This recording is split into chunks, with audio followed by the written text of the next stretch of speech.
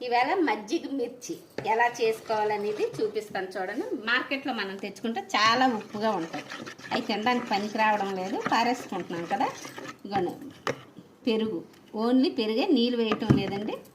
కొంచెం మోతాదులో ఎలా చేసుకోవాలనేది చూపిస్తాను. కొంచెం ఉప్పు, స్పూన్ కూడా వేయలేదు, చప్పగా ఉన్నా బాగుంటాయి.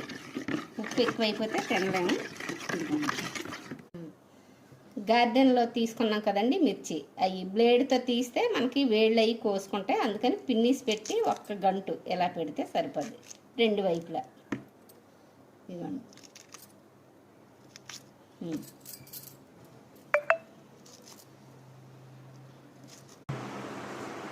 ఇదిగోండి రెండు వైపులా గంటు పెట్టాం కదా.